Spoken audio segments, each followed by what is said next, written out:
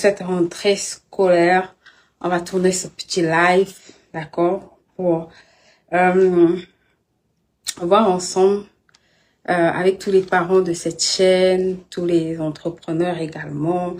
Beaucoup de personnes étaient en vacances, donc on va voir comment ça se passe pour préparer la rentrée scolaire, les différents programmes qu'il y a en place, d'accord, pour cette rentrée-là. Donc, vous pouvez véritablement aussi en bénéficier. Donc, voilà, bienvenue à ce live. On va parler. Je pense que je vais parler de la rentrée scolaire, mais je pense que je vais m'adresser un peu aux jeunes entrepreneurs. Parce que c'est souvent les personnes qui se sentent pas trop concernées. Et donc, la rentrée scolaire concerne tout le monde, pas juste les étudiants, pas juste les enfants. Ça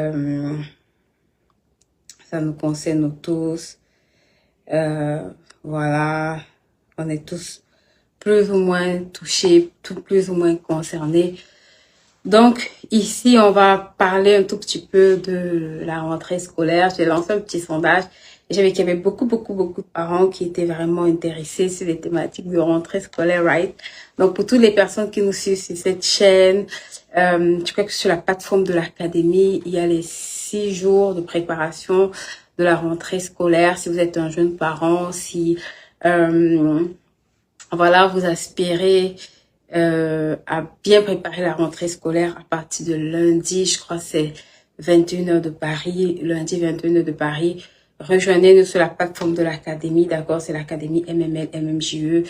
Sur cette plateforme, vous serez en mesure d'avoir 6 jours pour préparer correctement votre année scolaire. Donc, sont des temps. Pour ceux qui ne connaissent pas la page de l'académie, je mettrai le lien. C'est la page de la coach Béatrice Infiné. Et donc, sur cette page-là, vous avez 6 jours de préparation de l'année, de la rentrée scolaire pour vos enfants. D'accord? Donc, c'est vraiment quelque chose qui va vraiment beaucoup vous édifier. Vous allez apprendre beaucoup de clés. Ça va beaucoup vous aider. Bonjour maman qui se connecte. Bienvenue sur la plateforme HPeace. Je pense que la semaine prochaine aussi, on va probablement recommencer nos lives aux horaires normales. Parce qu'avec l'été, ça a un peu été décalé. Donc, pour différentes raisons dans le timing.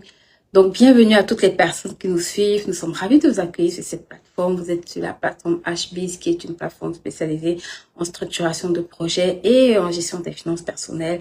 Et aujourd'hui, on va parler de la rentrée scolaire. Je sais que la rentrée scolaire ne concerne pas que les étudiants. Et aujourd'hui, je vais m'adresser un peu aux jeunes entrepreneurs que j'ai, aux jeunes porteurs de projets. Je vais vous parler un peu des non négociables de votre rentrée personnelle.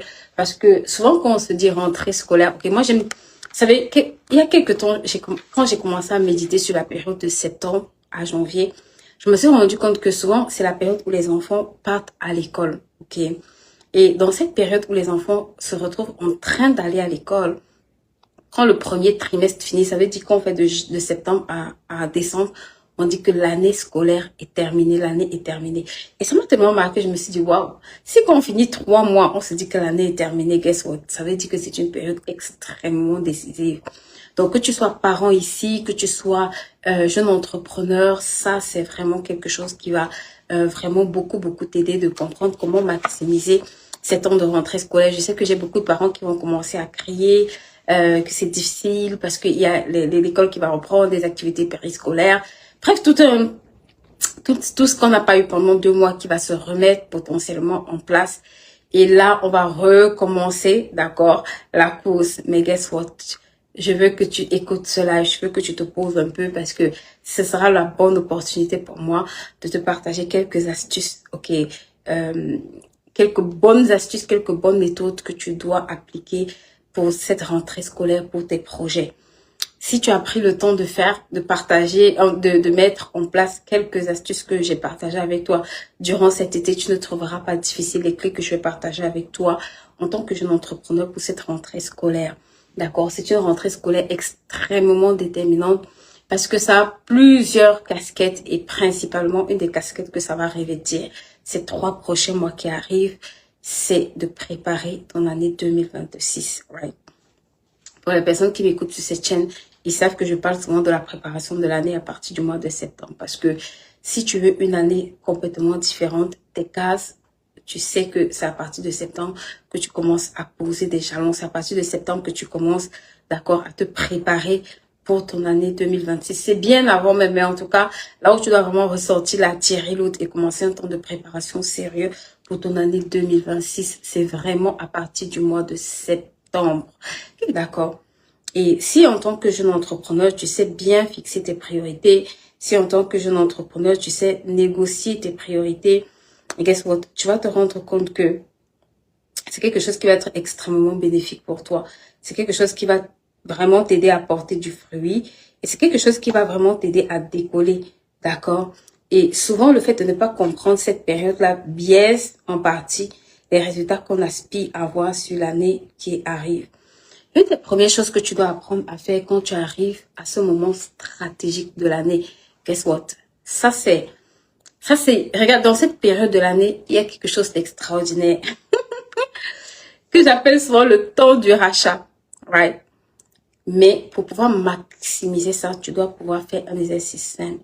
Ça veut dire que ton bilan d'année commence dans cette phase-ci, ok?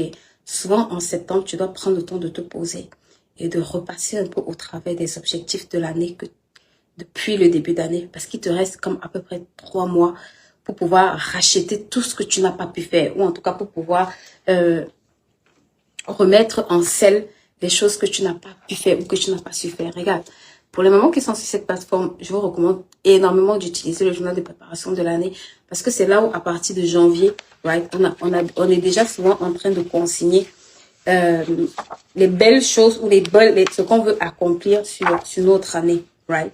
Donc, pour les personnes qui le remplissent diligemment, qui le font, vous allez vous rendre compte que souvent à partir du mois de janvier, ou bien à partir de ce mois de l'année, vous devez déjà être en train de pouvoir, entre guillemets, commencer à préparer votre année, commencer à mettre les jalons de votre année. Souvent, ce qu'on veut récolter en été, non, en hiver, on le sème en automne. On le sème entre la fin du mois d'été, oui, la fin de l'été et le début d'automne. Et récolte du mois de la période hivernale. Donc, une des grandes prérogatives que tu dois avoir pendant ces prochains mois qui arrivent en tant que jeune entrepreneur pour préparer ta rentrée scolaire, c'est que tu dois t'asseoir et tu dois pouvoir faire le bilan d'à peu près les 9 premiers mois de ton année, ok?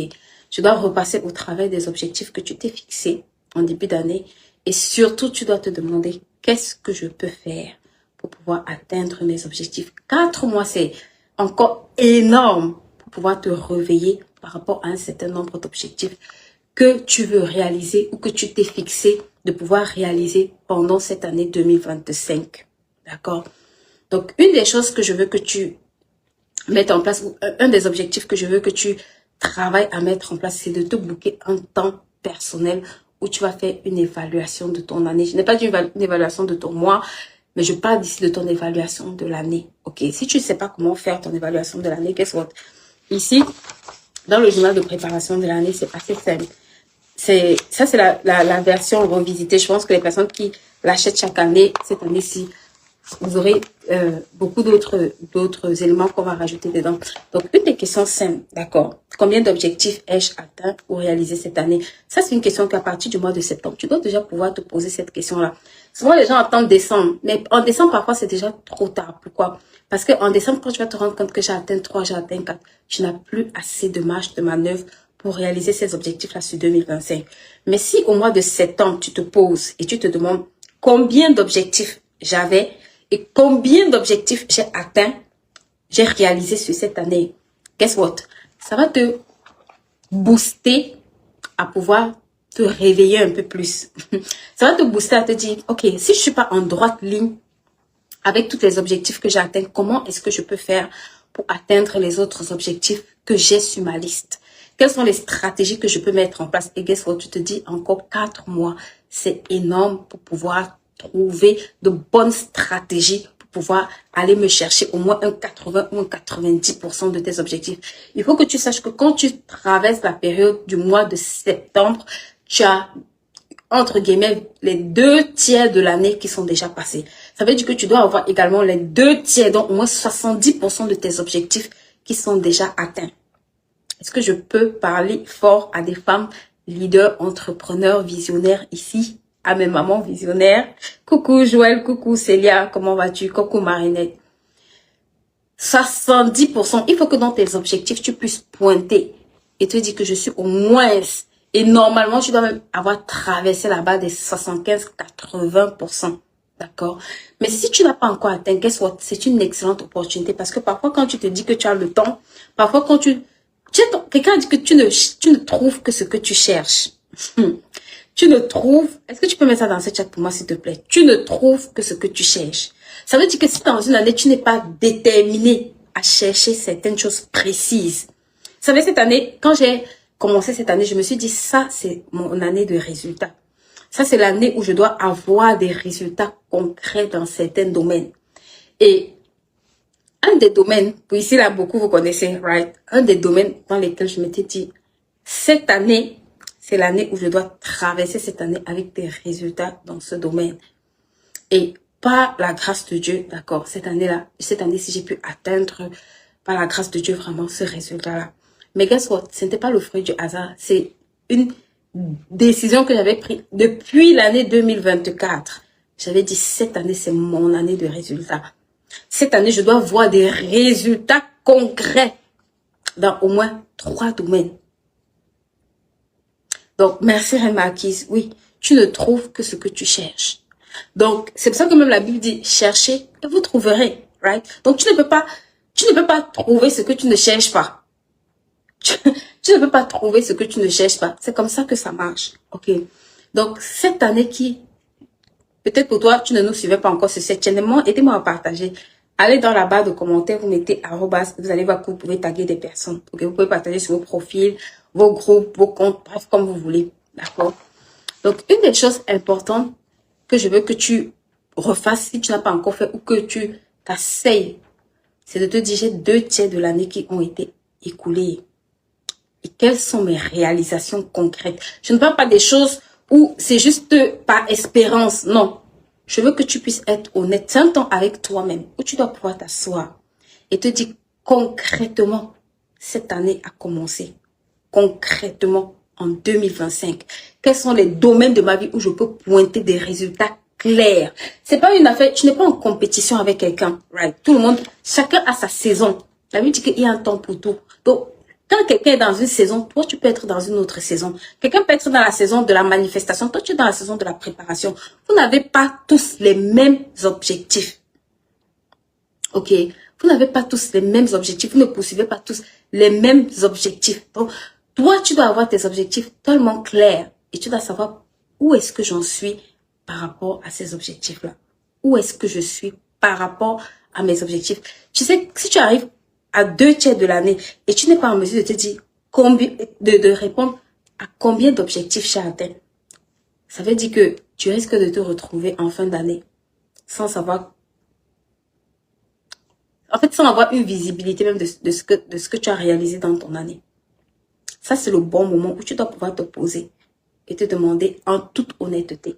J'avais pris l'engagement, par exemple, de prier pour un sujet. J'avais pris l'engagement de grandir. J'avais pris l'engagement de me former. J'avais pris l'engagement de créer une entreprise. Peut-être dans tout, tu n'auras pas de bons résultats. D'accord? Mais au moins, je dis bien au moins, ça va te permettre de pouvoir savoir dans ce domaine-là quels sont les résultats que j'ai déjà pu atteindre et quels sont les résultats que je n'ai pas encore pu atteindre. Et ça va te permettre de faire un réajustement. Mais avec moi dans ce chat, réajustement, oui. C'est une période, la période de septembre, c'est la période de la rentrée. Souvent, donc ça veut dire qu'on redémarre, d'accord? Ou on recommence, ou en tout cas, on commence un nouveau cycle. Et vous allez voir que, je dis toujours, j'aime beaucoup dire ça, la plupart des entreprises que vous allez voir, à ce moment, ils sont en train de préparer leur clôture et ils sont en train de prévoir leur bilan prévisionnel. Donc, si tu vois le monde faire ça là, ce n'est pas un hasard, d'accord? C'est pas quelque chose d'anodin, c'est pas quelque chose qui va tomber de nulle part, right? Pour les gens qui suivent cette chaîne-ci, à un moment donné, j'avais mis un tableau, ok, parce que je m'étais rendu compte que même dans les temps de prière qu'on a, on prie pour tout, on prie parfois en désordre, on prie parfois même sans savoir pourquoi est-ce qu'on prie. Et je me rappelle de cette prédication que j'avais écoutée d'une dame qui parlait du pasteur Kenneth Hagin, qui disait qu'il y avait des gens dans un endroit et ils priaient. Et quand ils sont arrivés, quand il est arrivé, il a demandé, est-ce que vous avez été exaucés? Et ils ont dit non, on prie seulement. Il a dit, mais c'est quoi vos sujets de prière? Ils ont dit non, on prie seulement. Il a dit, mais c'est pour ça qu'on n'avait jamais été exaucés. C'est pour dire que même, et ça m'a tellement interpellée, ce début d'année-ci, j'ai commencé avec un calendrier. Je me suis dit, même dans ces temps-là, je dois mettre une réorganisation. En tout cas, par la grâce de Dieu, c'est un calendrier qui m'a inspiré et qui m'aide beaucoup aujourd'hui. Ça veut dire qu'il y a des sujets que peut-être tu pourrais te dire, oh, j'ai prié pour ça, j'ai prié de temps en temps. Mais chaque semaine, tu sais à peu près, d'accord? Tu connais les sujets que tu dois porter, c'est clair, c'est net. Donc même quand tu rates, tu reviens, tu peux te rattraper et dire non, j'avais prévu prier pour ça. Ça te donne de la clarté, ça te donne de la lucidité. Ça te donne, qu'à un moment donné, quand tu t'assois, tu sais pourquoi tu vois certaines choses et tu sais pourquoi tu ne vois pas aussi certaines choses. Donc une des choses que je veux vraiment te recommander pour ce début d'année, c'est, guess what, assois-toi. Et si tu as ce journal de préparation, travaille avec sérieusement. Si tu ne l'as pas, commande, ok. Je crois que il est disponible encore au Cameroun et en Europe, je pense.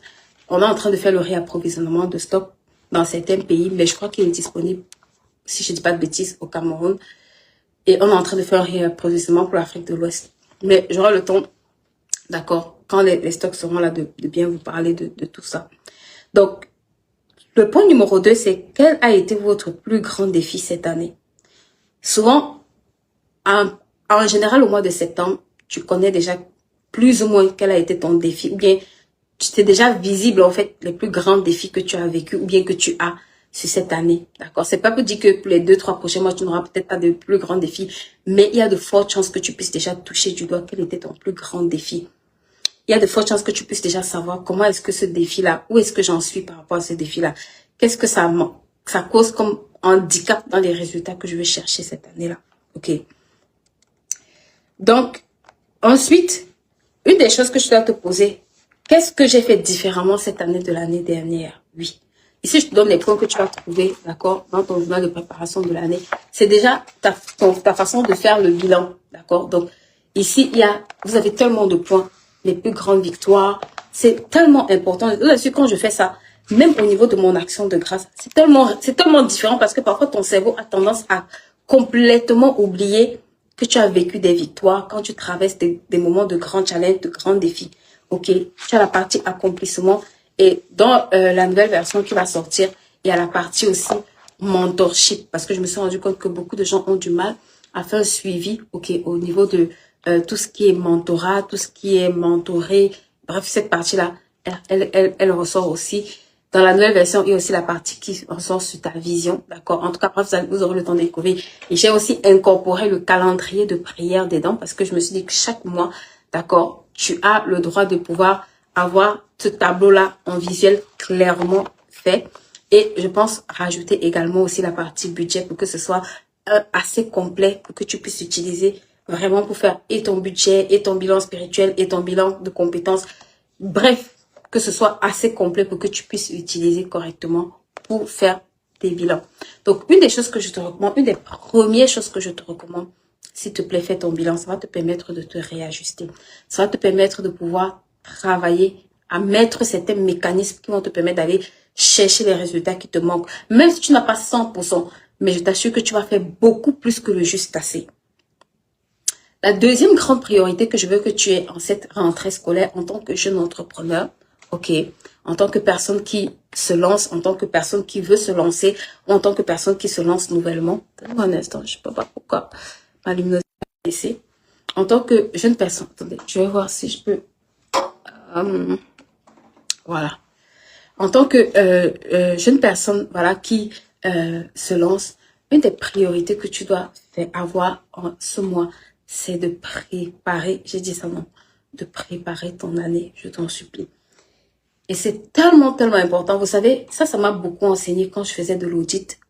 Ça m'a beaucoup enseigné quand j'étais en entreprise. En fait, pour ceux qui travaillent dans les départements financiers, ça va beaucoup vous parler. Ok. Oui, on peut commander les livres sur HPeace, www.hpeace.store. Une des choses qui m'a vraiment beaucoup marqué, écoutez-moi, quand j'étais en entreprise et spécifiquement dans les départements financiers, quand j'auditais les entreprises, c'est que à partir du 3e trimestre, ils se donnaient comme objectif d'avoir entamé, ou en tout cas d'être en train d'entamer. Ça, c'est même pour les entreprises qui sont déjà vraiment comme un peu laides. Mais à partir du Q3, donc, ils commençaient à faire les projections de l'année d'après.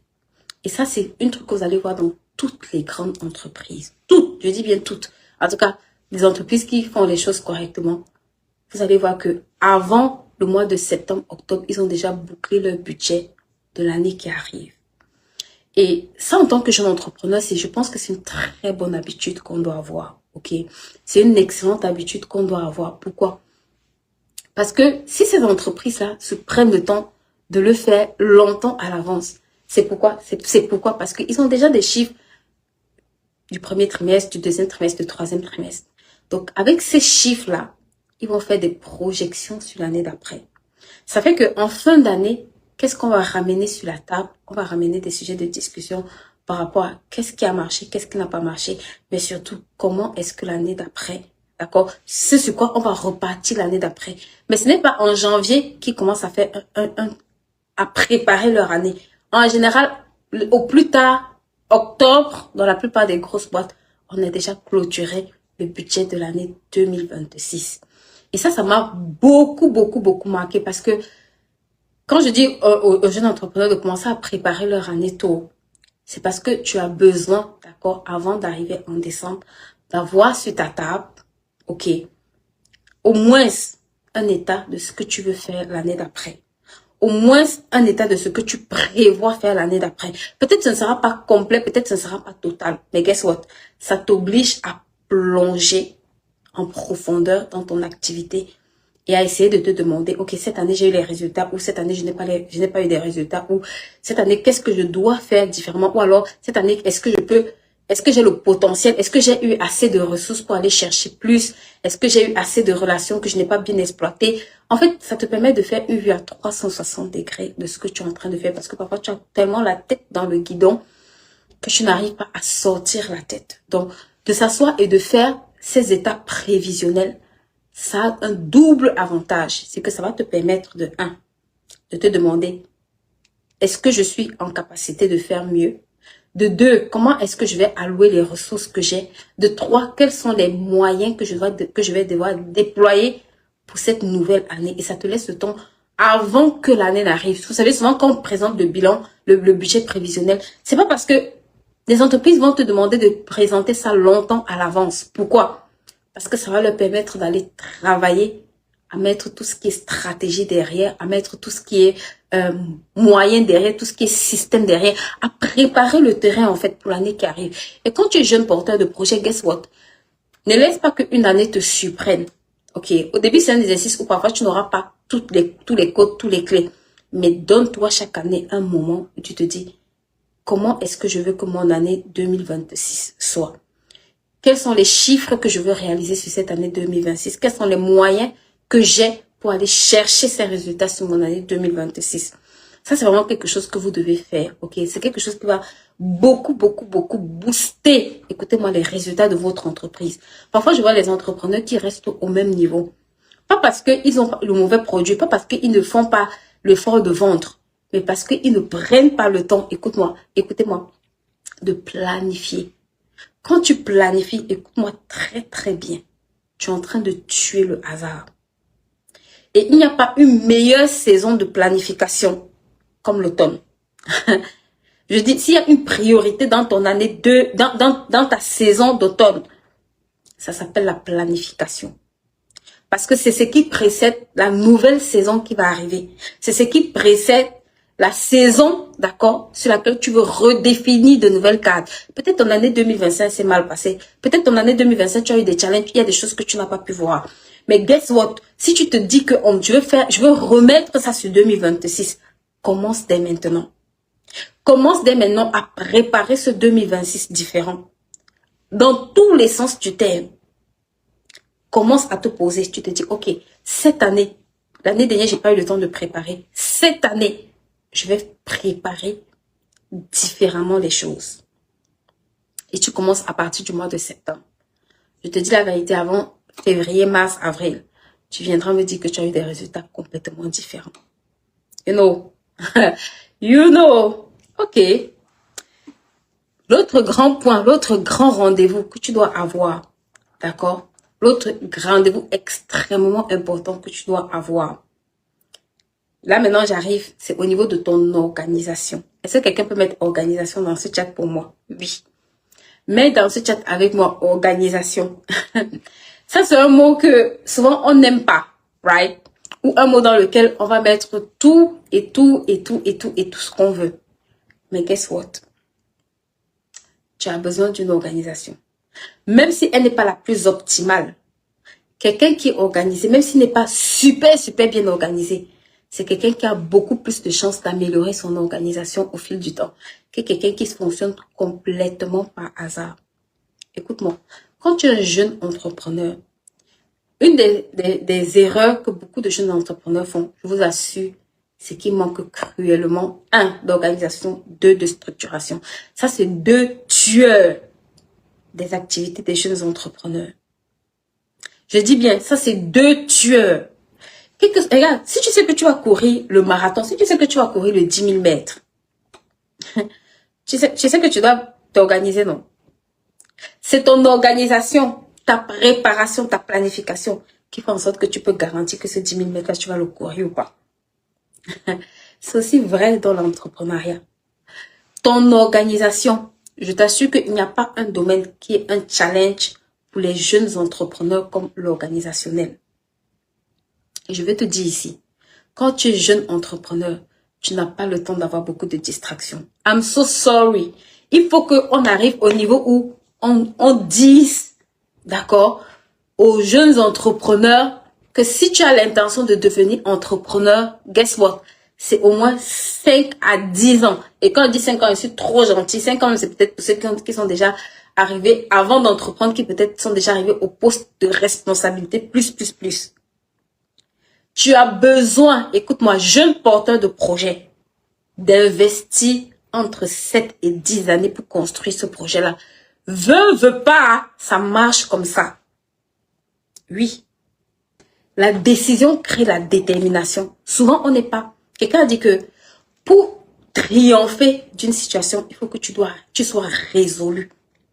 Et ici, je parle aux jeunes entrepreneurs. Pour réussir dans ton activité, pour réussir dans tes projets, pour réussir dans ce que tu entreprends, note ça s'il te plaît quelque part. En plus de tous les ingrédients qu'on va te donner, il te faut de la détermination. Ça veut dire qu'il faut avoir pris la décision. Tu sais, réussir, c'est d'abord une décision. C'est d'abord une détermination. Ok. Attendez. Réussir, c'est d'abord une décision. Ok. C'est d'abord une détermination que vous devez avoir. Right? Vous devez d'abord prendre cette décision-là, les amis. Vous devez prendre cette décision-là avant même de commencer à faire. De se dire, quoi qu'il arrive. Écoute-moi, je parle ici aux jeunes entrepreneurs, non? Quoi qu'il arrive.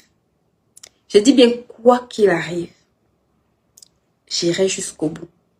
Cette décision-là nous manque souvent. Et tu dois la prendre avant même, j'ai envie de dire, de commencer à voir de grandes choses. Avant même de commencer à penser, avant même de réaliser. C'est d'abord une colère à l'intérieur de toi, de prendre cette décision ferme. Et je t'assure que ça fait partie des décisions ou des résolutions. L'un des bons moments pour le faire, c'est cette rentrée scolaire. Tu sais, à la rentrée scolaire, beaucoup de parents prennent la décision que leur enfant va réussir l'année, non. C'est aussi là où toi, tu dois t'asseoir et tu dois décider de réussir ton année professionnelle, de réussir ton année dans le business, de réussir ton année. N'attends pas juste quand janvier va commencer. Cette année-ci, s'il te plaît, à partir de septembre, assois-toi. Je dis, pose tes 2 pieds et prends-moi des décisions de vie. Prends-moi des décisions qui vont shifter ton année 2025. Vous savez, il y a des décisions que j'ai prises dans ma vie. Quand je les lis, je vous assure que parfois je rigole. Mais quelques années plus tard, ces décisions-là se sont réalisées. Cette année-ci, j'ai pris une autre décision. Et chaque année, je dois te dire, chaque année, tu dois prendre de nouvelles décisions. Oui. Chaque année, tu dois ajouter à ta liste une décision. Au moins une décision.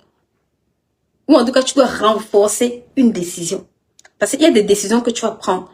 Mais à certains moments, il y a d'autres qui doivent shifter un peu. Prends la décision en début de cette année, de septembre-ci. Je te dis que ton année 2026 ne ressemblera en rien à ton année 2025. Prends la décision de te dire que cette année 2026, tu vas faire ce que tu n'as jamais fait. Ça va te coûter. Il y aura des obstacles. J'ai eu obstacle sur obstacle sur obstacle cette année. J'ai eu les décès, j'ai eu les imprévus, il y a eu tout. S'il y a une année qui a été vraiment spéciale pour moi, 2025, c'est là. J'ai vu des verts et des pas mûrs, mais c'est correct. Parce que ce n'est pas ce qui se passe autour là qui est important. C'est la décision que tu prends à l'intérieur de toi. C'est la résolution. C'est pour ça que la Bible dit, à tes résolutions. Regarde, la Bible ne dit pas à tes souhaits. Il dit à tes résolutions. Sur quoi est-ce que tu es résolu? Sur quoi est-ce que cette rentrée scolaire, tu vas t'asseoir et te dire, je prends la résolution. Je prends la décision que l'année prochaine, je serai une femme mariée. Oui, les gens vont dire que c'est l'arrogance. Je prends la décision que l'année prochaine, je vais multiplier mon chiffre d'affaires par 10. Les gens vont dire, oh, tu peux... Ma chérie, la vie, c'est chacun dans son siège. La vie, c'est chacun dans son siège. Prends des décisions. La Bible dit que ceux qui... Non, à tes résolutions. Voilà, c'est le verset que je cherche, Job 22, 28. À tes résolutions. Donc, ça veut dire qu'il y a des décisions que si tu ne t'assois pas, écoute-moi, et tu les prends intentionnellement, il n'y aura aucun shift dans ta vie. Est-ce que je peux parler à des mamans? Je suis en train de chuter pour conclure mon live. Je dis, il y a des décisions que si tu ne t'assois pas pour les prendre, pour dire, à partir de cette année, il y a certaines situations que je ne vais plus jamais vivre. À partir de cette année, il y a des limitations que je ne vais plus jamais vivre. À partir de cette année, il y a des résultats que je dois atteindre. Peu importe le temps que ça va te prendre, mais je t'assure, ça se déclenche par une décision. Je me rappelle à un moment donné, j'étais avec une amie à moi, une très bonne amie à moi, et on était en train, je sais même plus où on allait. Et ce jour-là, je me suis arrêtée, je lui ai dit, tu sais, aujourd'hui, j'ai pris une décision ferme. Elle rigolait. Mais j'étais tellement sérieuse ce jour-là. Je dis, j'avais un niveau de détermination dans mon cœur. Je lui ai dit, tu sais, j'ai pris la décision que je ne vais plus jamais m'asseoir et écouter des personnes et ma vie ne change pas. Je lui ai dit, c'est terminé. L'époque où on vient s'asseoir, on remplit les bancs et puis on rentre, on se plaint. Oui, on n'a pas eu de retard. Je lui ai dit, à partir d'aujourd'hui, ce jour-là, on était en train de rire. Mais moi, j'étais tellement sérieuse. Et ce que je te dis là, c'est extrêmement vrai. Il y a des décisions que si tu ne prends pas, même vivre un foyer heureux, c'est une décision. Avoir une vie prospère, c'est une décision d'abord. Peut-être les gens vont se moquer de toi. Rien, oh, tes business ne marchent pas. Mais ma chérie, si tu as pris la résolution, la Bible dit à tes résolutions répondra ton succès. Donc, il y a une réponse dans les résolutions que tu prends. Il y a une réponse dans le fait de t'asseoir et de prendre une résolution ferme. De dire cette situation-ci, je ne la vivrai plus jamais. Je n'irai plus jamais mendier de l'argent à quelqu'un. Je ne serai plus jamais en train de quémander l'argent à quelqu'un. Mes enfants ne manqueront plus jamais d'argent pour cette rentrée scolaire. Je n'irai plus jamais emprunter pour que mes enfants aient de quoi manger. Je te dis, il y a une réponse dans la résolution que tu prends. Quelle est ta résolution que tu prends cette année? Oui. Je sais qu'on a beaucoup de choses qu'on va prendre, ok, on va consacrer l'année, on a le temps, je vais dire non, retournez sur la plateforme de Maman Béa. On a beaucoup de temps de prière, de consécration. Mais je vais te dire, une des clés que tu dois activer, la résolution. La résolution. Mets dans ce chat avec moi la résolution. Tu sais, quelqu'un de déterminé, de résolu. à un moment donné, il brise toutes les barrières qui se dressent devant lui. C'est pour ça que même la Bible dit que le Rome appartient au violent. Parce que quelqu'un qui est violent, c'est quelqu'un qui est déterminé à atteindre cet objectif-là. C'est quelqu'un qui est résolu à atteindre cet objectif.